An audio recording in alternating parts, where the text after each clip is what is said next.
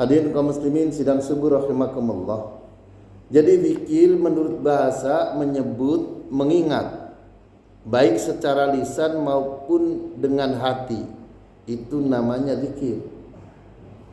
Nah, sekarang kita masuk kepada ta'rif yang dikemukakan oleh Syekh Ibnu Athaillah As-Sakandari radhiyallahu an di dalam kitab Miftahul Falah wa Misbahul Arwah bi Dzikrillah.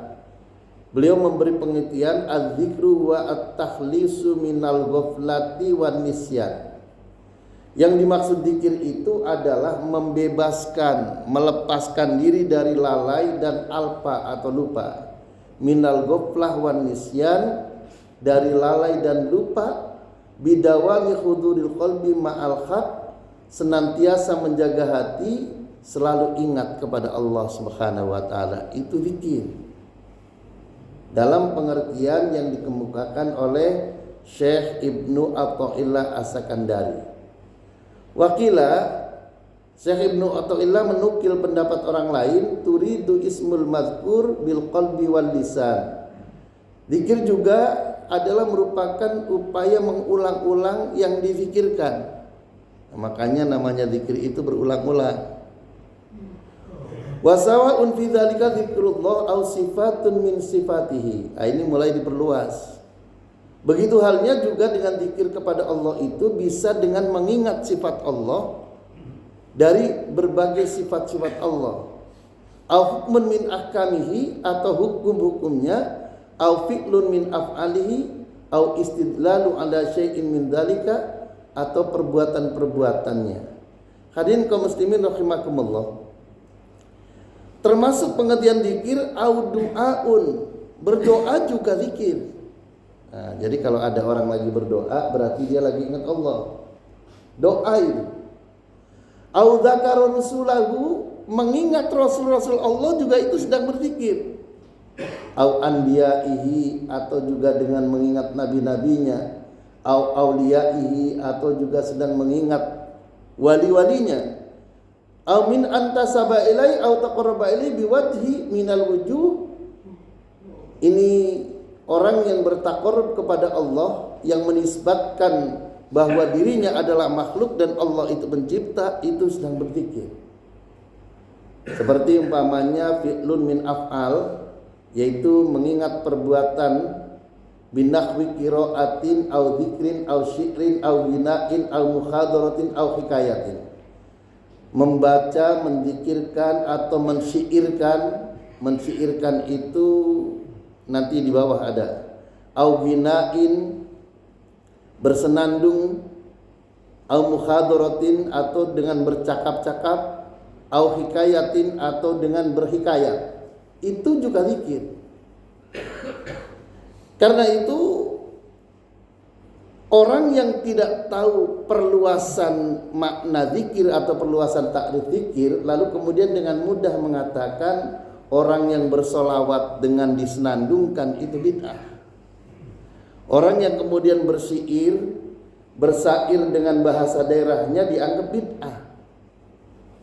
Berarti di sini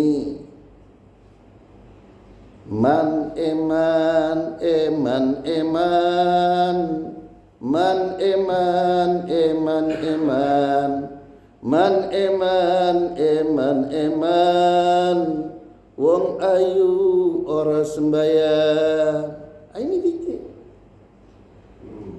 Pengertian zikir menurut Ibnu Athaillah yang begini ini bersyair mengingatkan orang agar sholat, itu zikir.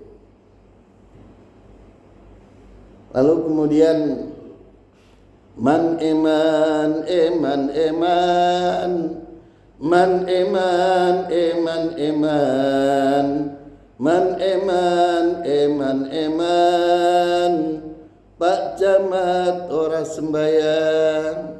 Ini zikir. Jadi orang itu kalau dakwah begini, kalau modelnya Wali Songo dakwah begini, ini dengan dakwah budaya. Jangan lalu kemudian orang yang tidak sholat neraka. Oh, Pak Camat gak sholat itu kurang ajar juga itu. Jadi dakwah itu nyentil dikit tapi tidak menyakiti. Itu loh.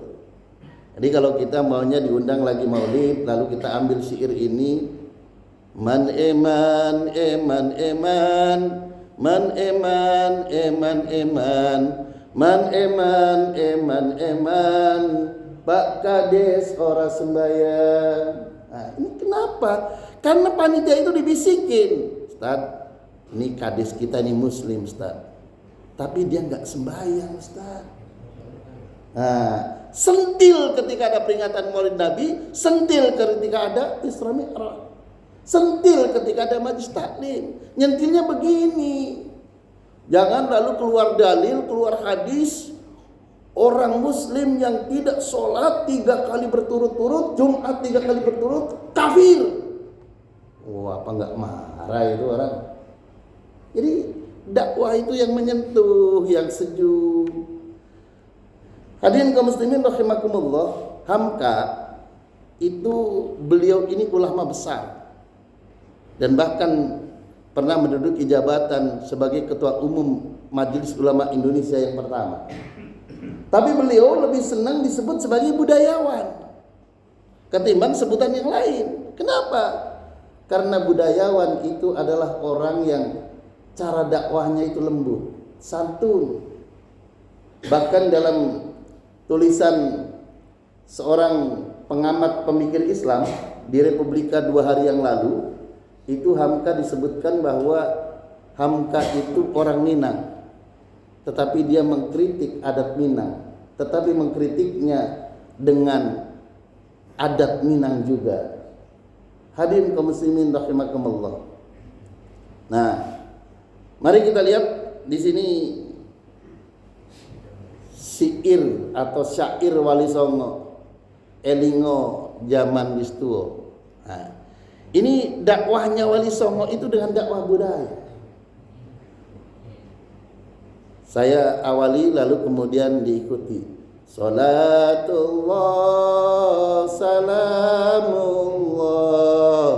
ala Taha Rasulillah. Salatullah salamullah ala Yasin Habibillah. Ayo. Salatullah salamullah ala Rasulillah. Salatullah salamullah ala Yasin Habibillah. Do elingo iki zamane wis tuwa, tuntunan agama aja dianggep kuno. Lakonono ajarane Wali Songo, sing ra kersa aja nyacat aja ngino. Salatullah salamullah ala Taha Rasulillah. Salatullah salamullah ala Yasin Habibillah. Ajarane Wali Songo werna-werna, zikir tahlil kirim donga lakonono, maca Quran lan sholawat kulinakno, ziarah kubur ojo nganti dilalekno. Salatullah salamullah ala Taha Rasulillah. Salatullah salamullah ala Yasin Habibillah. Ono carane dakwah kelawan budaya, umpamane kaya Sunan Kalijaga, pituture mlebu ati ora krasa, tuntunan agama bisa diamalno. Salatullah salamullah ala Taha Rasulillah. Salatullah salamullah ala Yasin Habibillah. wis kabukten dikala jaman sakmono akeh para menungso nyembah berhala banjur sadar laku musyrik ditinggalno padha nderek ajarane wali songo salatullah ala toha rasulillah salatullah salamullah ala ya